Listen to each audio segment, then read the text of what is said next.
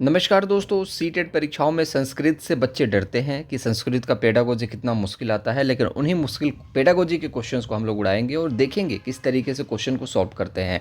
और सबसे इंपॉर्टेंट ये चीज़ समझना, आपको मैं ये बता रहा हूँ कि इसी तरीके के क्वेश्चंस परीक्षाओं में पूछे जा रहे हैं। कहने का मतलब है भाषा से रिलेटेड, मूल्यांकन से रिलेटेड सवाल बनते हैं। ऑप्शन तो बदले जा सकते हैं ना, तो इस पर प्रैक्टिस करके जाओगे तो वहाँ पर भी अच्छा स्कोर करके आओगे। सेम टू सेम ऐसे ही क्वेश्चन आपको नहीं देखने को मिलेंगे। ठीक है, तो चलिए वीडियो को लाइक कर दीजिएगा, चैनल को सब्सक्राइब जरूर कर लीजिएगा ताकि ऐसे ही अपडेटेड कंटेंट आपको मिलता रहे और आप सीखते रहें, अच्छा स्कोर करें। चलिए पहला प्रश्न है दोस्तों यहाँ पर, बालानाम भाषा विकासे सर्वति महत्वपूर्णम अंगम अस्ति। कहने का मतलब है बालक को लेकर के यहाँ पर बालक का भाषा विकास सर्वते मतलब हमेशा महत्वपूर्ण अंगम अस्ति।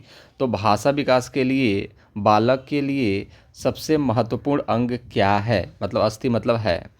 तो तस्य भाषाया अवसर, भाषा का अवसर मिलना फैक्ट है।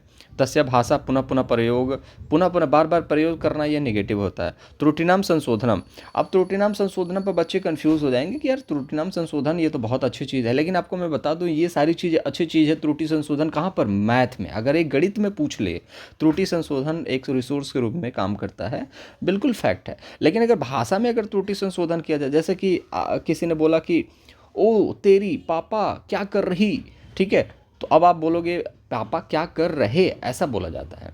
तो यहाँ पर त्रुटि बार बार संशोधन करोगे तो पापा भी चप्पल उठाएंगे और संशोधन करने लगेंगे, तुझे बहुत ज़्यादा ज्ञान हो गया है। ठीक है, तो भाषा में त्रुटि संशोधन नहीं के बराबर है, क्योंकि पहले उसको अवसर दिया जाएगा, उसके बाद कुछ गलती करेगा तब तो त्रुटि का संशोधन करोगे। लेकिन सबसे महत्वपूर्ण क्या है? पहले उसको अवसर मिलना चाहिए। तो याद रखिएगा, अनुकरण करना ये भी इंपॉर्टेंट है, सब कुछ इंपॉर्टेंट है, लेकिन पहले उसको अवसर मिले ना अनुकरण करने का। एक बच्चा जन्म लेता है, उसको कमरे में बंद कर दो, उसको भाषा का कोई अवसर ही ना मिले, कोई एनवायरनमेंट ही ना मिले, तो बच्चा कैसे बोल पाएगा? नहीं बोल पाएगा ना। ठीक है, तो अनुकरण भी नहीं कर पाएगा। तो इसलिए पहले अवसर दो, उसके बाद वो खुद ना खुद करेगा, वो त्रुटियां करेगा, गलतियां करेगा, सीखेगा, अनुकरण करेगा, सारी चीज़ें करेगा, लेकिन पहले अवसर।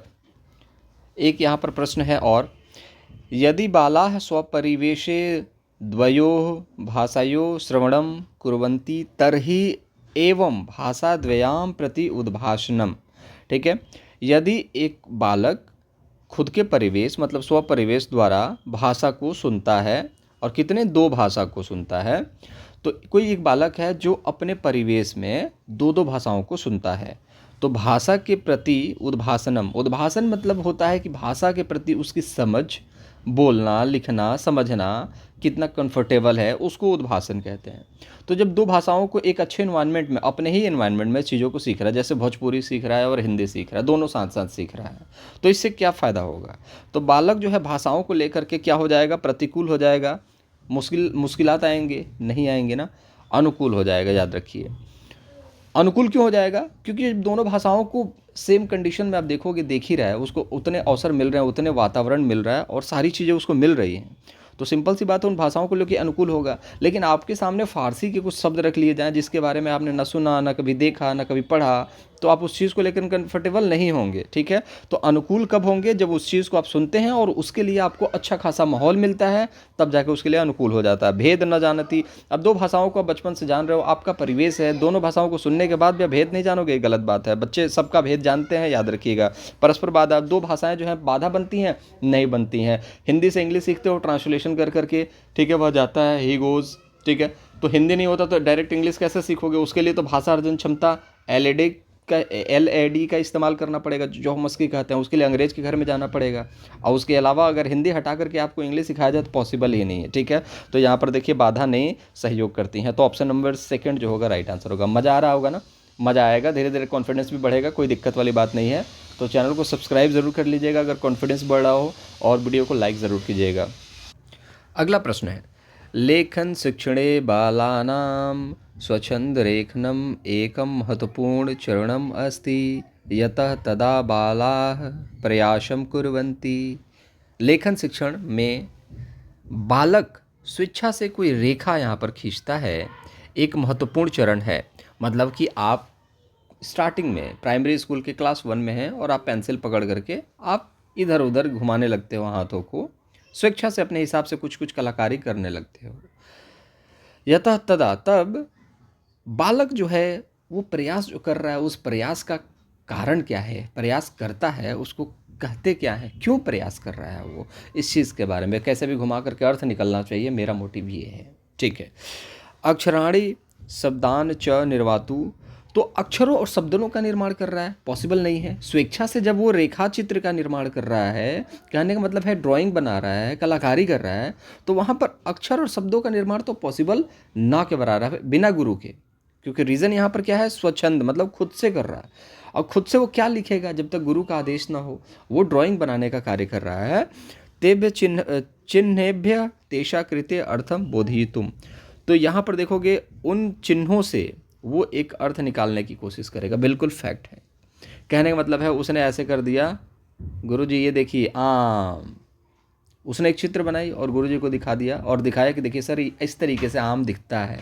ठीक है, तो एक अर्थ निकालने की कोशिश है। लेकिन आप देखोगे स्वेच्छा से एक रेखा, रेखनम महत्वपूर्ण चरणम अस्ति, क्या रेखा जो है मतलब एक रेखा जब खींच रहा है वो खुद के विचार से, खुद से ही, तो एक महत्वपूर्ण चरण है कि वो अपने किए गए ड्राइंग से, चित्रण से एक अर्थ निकालने की कोशिश करवाने वाला है, करने वाला है। ठीक है। लेखन लेखने पठने लिखने अंकगणितम, ये गलत हो जाएगा। वयस्क अनुकरणमतम, मतलब वयस्क का अनुकरण करना, ये भी गलत है। तो जब भी बालक स्वेच्छा से कोई रेखा को निर्माण करता है तो एक महत्वपूर्ण अंग ये इसलिए बन जाता है क्योंकि उससे वो एक अर्थ निकालने की कोशिश करेगा। ठीक है, चलिए याद रखेंगे। अधोलिखितेषु का उक्ति समीचीना, मतलब कि नीचे दिए गए युक्ति में से क्या सही है। तो लेखनम हस्तलेखनम च उभे समान है, मतलब लेखन और हाथ से लेखन, मतलब लिखना और हाथ से लिखना दोनों समान है, ये गलत हो गया। अब देखोगे टाइपिंग करोगे तो भी लिखा जाता है, लेकिन हाथ से भी लिखा जाता है पेन पकड़ करके, तो दोनों समान यहाँ पर नहीं है। लेखनम अस्ति भावनाम अभिव्यक्तिकरण, तो लेखन का मुख्य मतलब क्या है, भावनाओं को व्यक्त करना। न्यूज़पेपर देखते हो, आर्टिकल्स आते हैं, वो किस लिए आते हैं, वो अपनी भावनाओं को व्यक्त करते हैं कि देखिए ऐसा ऐसा हुआ। ठीक है, आपसे भी जब पेपर में पूछा जाता है कि इसका आंसर दीजिए, आप क्या करते हैं, अपने भावनाओं को व्यक्त करते हैं। तो लेखन भावनाओं को व्यक्त करने का काम है, इस चीज़ को याद रखेंगे। ऑप्शन नंबर 2 राइट आंसर होगा। अब हस्तलेखनम नाम कर्गदोपरि शब्दानाम स्थापना, मतलब हाथ से लिखा गया कागज़ पर शब्दों की स्थापना कर देना। हाथ से कागज़ों पर लिख देना ही लेखन है क्या, ये भी ज़रूरी नहीं है दोस्त, कागज़ों पर लिख देना। आजकल तो लोग कहाँ कहाँ पत्थरों पे, दीवारों पे, हर जगह लिख देते हैं। ठीक है ना, तो याद रखिएगा सबसे जो तर्क संगत की अगर हम बात करेंगे कौन सा है, तो लेखनम अस्ति भावनाम, लेखन में भावनाओं की अभिव्यक्ति होनी चाहिए। अब देखो लेखनम अस्ति उत्पादः, बच्चे 4 ऑप्शन करके भी चले आते हैं क्योंकि उन्होंने उत्पादन कौशल के बारे में पढ़ा है। उत्पादन कौशल वो होता है जिसमें लिखना और बोलना दोनों आता है। तो याद रखिएगा लेखनम अस्ति नहीं, लेखनन और यहाँ पर बोलेंगे शब्दों को लेकर के, तो लिखना और शब्दों का यहाँ पर दोनों मिला करके उत्पादन कौशल होता है। तो ऑप्शन नंबर फिलहाल के लिए तो जो है अभिव्यक्तिकरण इंपॉर्टेंट है, याद रखिएगा। लिखना जो है भावनाओं की अभिव्यक्तिकरण है। ठीक है, बोला जाता है ना कि कलम से जो मैं लिखने वाला हूँ ना, वो कोई नहीं रोक सकता, मेरी आज़ादी है। ठीक है, तो याद रखिएगा ऑप्शन नंबर बी। एक अगला महत्वपूर्ण प्रश्न है, पूरा वीडियो देखिएगा दोस्त अगर आपको लाभ उठाना है तो। मैं ये फिर कह रहा हूँ कि इसी तरीके के सवाल बनते हैं, चीज़ों को समझ जाओगे तो करके चले आओगे, वरना 2-4 ईवीएस के मुश्किल सवाल देख करके बोलोगे कि आपने जो पढ़ाया वो तो आया ही नहीं। यार किसी ने नहीं पढ़ाया, वो जो क्वेश्चंस पूछे जाते हैं वो कोई नहीं पढ़ाता, वो अगले साल पढ़ाया जाएगा बच्चों को, अगर उसमें से आना हो तो। ठीक है, पैटर्न को देख करके बच्चों को पढ़ाया जाता है, ज़्यादा इधर उधर की बातें पढ़ाने से भी बच्चों को कुछ नहीं आने वाला। ठीक है, इस चीज़ को समझिएगा। पेडागोजी 75-75 आप ला सकते हो, वो पॉसिबल है। ईवीएस के 15 क्वेश्चन जो आते हैं आपके, उसको लेकर के सर दबाओगे अपना, ठीक है, सर पीटोगे अपना, तो उससे कोई फ़ायदा नहीं है। हस्तनयनो नयनयोः समन्वय स्थापनेन विकासः भविष्यति। हस्त और नयन, मतलब हाथ और नयन का समन्वय स्थापित करने का विकास जो होता है, मतलब उस विकास की क्या मतलब, क्या इसके रीज़न है, क्या होता है।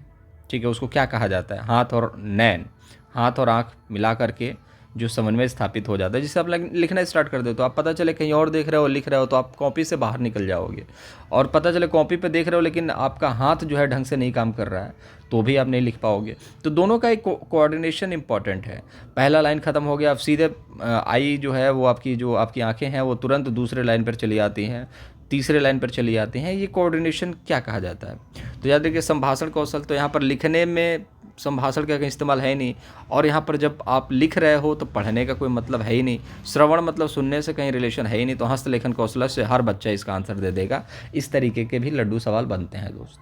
ठीक है, बस पढ़ के जाओगे काम आसान हो जाएगा, समझ करके जाओगे काम आसान हो जाएगा। बाकी अगर नहीं समझना चाहते, पढ़ना ही नहीं चाहते, तो उसके लिए कोई इलाज नहीं है।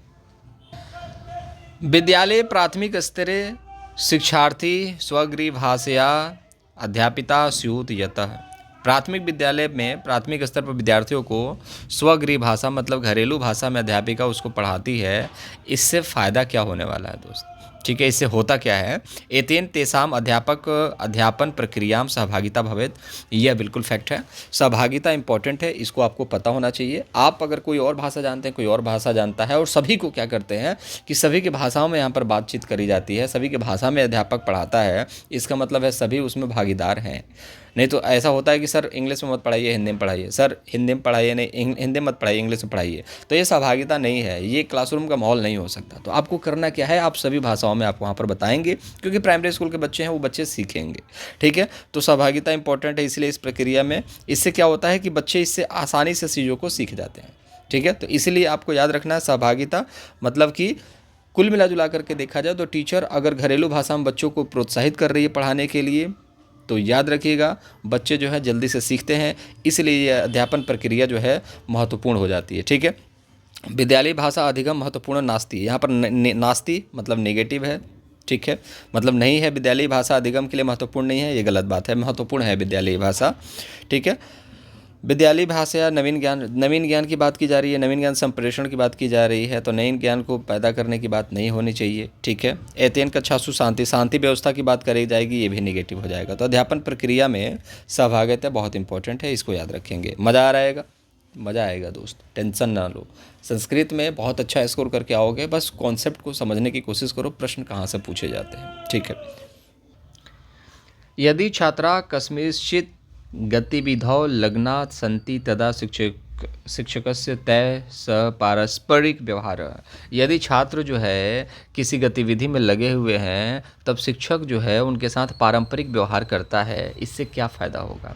तो संदर्भानुसार भाषया संप्रेषणम च विकास से सहायता भवती। भाषा विकास में, भाषा का जो विकास है, संप्रेषण मतलब भाषा बोलना। ठीक है, जैसे कम्युनिकेशन की बात करें, समझ की बात करें, भाषा की समझ और विकास में सहायता करती है, तो बिल्कुल फैक्ट है, ये तो इम्पॉर्टेंट है।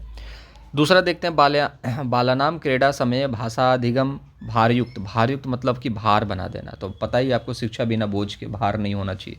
तो कहीं भी आप देखोगे खेल जो है आपके भाषा को भारी बना देता है, मतलब जटिल बना देता है, नहीं। ज्ञान प्रमाणिकम स्रोतम, ज्ञान प्रमाणिक स्रोत है, ये नेगेटिव है। जो चीज़ मैंने बताई है उस चीज़ को देख लीजिए आप लोग। भाषया सह क्रीड़ा द्वारा बालानाम गृह भाषया अधिगमार्थ सहायक भवती। मतलब भाषा से, मतलब खेल के दौरान जब भाषा को सीखा जाता है, खेल के दौरान, तो वो आपकी घरेलू भाषा को सीखने में मदद करता है। तो ऐसा नहीं है दोस्त, जहाँ पर भी आपको निगेटिव देखना है तो मैं बता देता हूँ आपको। जहाँ पर ऐसा लगे कि अपना घरेलू भाषा सीख रहा है, मातृभाषा सीख रहा है, तो गलत हो जाएगा, क्योंकि मातृभाषा बच्चा सीख करके आता है। ठीक है, बच्चा सीख लेता है घर में ही। अब टीचर अगर कोई गतिविधि ऐसा करा रहा है ताकि वो अपनी मातृभाषा को सीख जाए, ये तो गलत ऑप्शन है ना। तो याद रखिएगा, ये गलत ऑप्शन है वो, क्योंकि वो मातृभाषा सीखा हुआ है पहले से ही। मातृभाषा सिखाने की ज़रूरत नहीं पड़ती है, वो ऑटोमेटिकली, उसके कोई ग्रामर्स के रूल्स नहीं होते, इस चीज़ को याद रखिएगा। तो याद रखिएगा, अगर बच्चे जो है गतिविधि कर रहे हैं तो उससे भाषा संप्रेषण और विकास सहायता होती है, मतलब इस चीज़ को याद रखिएगा। अब संप्रेषण क्या होता है, पारंपरिक क्या होता है? पारंपरिक व्यवहार मतलब ये होता है कि बच्चे जो हैं चीज़ों को सीख सकें। ठीक है, हम जो चीज़ें समझाने की कोशिश कर रहे हैं वो आप चीज़ें समझ सकें, उसी को पारंपरिक व्यवहार किया जाता है। उसी में आप देखोगे कि संप्रेषण मतलब भाषा की समझ आपकी विकसित हो जानी चाहिए, उसी को संप्रेषण कहा जाता है। पारंपरिक व्यवहार तो मैंने कर दिया कि मैंने अपना काम था वो मैंने आपको करवा दिया कि बच्चे आपस में गतिविधि करो। अब इसमें क्या होगा कि आप अपनी समझ से, सामने वाला की समझ से, सामने वाला कितना अडॉप्ट कर ले रहा है, कितने समझ ले रहा है, वो सारी चीज़ें इंपॉर्टेंट है, वो समय समय के साथ हो जाती है चीज़ें। ठीक है, तो याद रखिएगा, संप्रेषण और विकास जो है बहुत सहायक है, कम्युनिकेशन इंपॉर्टेंट है। एक सवाल यहाँ पर ये देखेंगे, नॉन चॉम्स्की महोदय अधलिखित शुकीम उपदिष्टम, तो उन्होंने किस चीज़ के बारे में बताया था? नॉन चॉम्स्की महोदय ने निम्नलिखित में से किस चीज़ के बारे में बताया था? यदा शिशु जन्मे लभते तदा तस्य भाषया प्राथमिक सामर्थ्य न भवति। जब शिशु जन्म लेता है तो उसके भाषा प्राथमिकता सामर्थ्य नहीं भवता है, ये गलत हो जाएगा दोस्त, ये तो हो ही नहीं सकता। जब जन्म लेता है बच्चा तो उसके साथ भाषा सामर्थ्य भवती मतलब होता है, वो चीज़ों को सुन करके सीखना स्टार्ट कर देता है, एलईडी साथ में होता है। कस्याम संस्कृत शिशवो जाता सन्ति इत्याधारेण ते विभिन्न मार्गे विभिन्न भिन्न गत्या भाषया अधिग्रहण कुर्वन्ति। भाषा में देखेंगे तो जिस जिस संस्कृति में बच्चे पैदा होते हैं, जन्म लेते हैं, उसमें भिन्न भिन्न गतिविधियों से भाषा को सीखते हैं। तो चॉम्स्की ने तो बोला नहीं था। अब जिस जिस संस्कृति में बच्चे पैदा होते हैं भिन्न भिन्न तरीके से भाषा सीखते हैं, सही है, लेकिन यहाँ पूछा गया चॉम्स्की के हिसाब से क्या है। तो भाषा अधिग्रहणम कर्तु मानवस्य नैसर्गिकम सामर्थ्यम अस्ति, मतलब मानव का नैसर्गिक, मतलब कि आप देखोगे तो बच्चा जो है भाषा अधिग्रहण कब से करना स्टार्ट कर देता है, जन्म के साथ ही वो भाषा का सामर्थ्य जो है स्थापित हो जाता है, भाषा ग्रहण करना स्टार्ट कर देता है। तो यहाँ पर देखें गुणात्मक पुनर्बलन रीइंफोर्समेंट की बात की जा रही, तो यहाँ पर गलत हो गई, इस चीज़ के बारे में बात नहीं करी। तो भाषा ग्रहण जो है वो मानव का नैसर्गिक सामर्थ्य है, जन्मजात मिलता है, इस चीज़ को याद रखिएगा, ये नॉन चॉम्स्की कहते हैं। तो कुल मिला जुला के इंपॉर्टेंट क्वेश्चंस हैं जिसको हम लोगों ने डिस्कस करा है। और एक ये प्रश्न देख लीजिए, आगमनात्मक विधौ क्या कहा जाता है। गुरु वस्तु, लघु वस्तु, कठिन वस्तु भिन्न प्रति गच्छति, परिचित वस्तु अपरिचित प्रति, अमूर्त और मूर्त गच्छति। तो देखिए आगमन विधि में होता क्या, पहले उदाहरण दिया जाता है, मतलब उदाहरण दिया जाता है तो इसका मतलब क्या है, परिचित चीज़ों को कराया जाता है। पहले परिचित कराई जाती हैं चीज़ों को, फिर उसके बाद अपरिचित मतलब नियम की तरफ चले जाते हैं। ठीक है, तो इस तरीके के सवाल बनेंगे तो बच्चे क्या मार के आएंगे, मुश्किल है। ठीक है, तो याद रखिएगा सबसे इंपॉर्टेंट है परिचित, उदाहरण पहले प्रस्तुत होगा, फिर अपरिचित नियम। ठीक है, तो ये वाले कुछ क्वेश्चंस थे जो इंपॉर्टेंट थे, उसको मैंने आप लोगों के सामने डिस्कस कर लिया। वीडियो में कुछ भी अच्छा लगा हो तो कमेंट बॉक्स में ज़रूर बताइएगा, शेयर कीजिएगा, कंजूसी इसमें ना करें। चैनल को सब्सक्राइब करिएगा गुरुदक्षिणा ग्रुप में। अगर आपको अच्छा लगा हो, सेशन से हेल्प मिली हो, डेली बेसिस पे ऐसे क्लासेस चलेंगी, आपका पेपर अच्छा होगा, मैं इस चीज़ की गारंटी लेता हूँ। लेकिन वह सेम है कि आप पेडागोजी सारे वीडियोस और सारे टैग वर्ड्स के सारे प्रैक्टिस करके ज़रूर जाइएगा। टेक योरसेल्फ, अपना ख्याल रखेंगे, बाय बाय।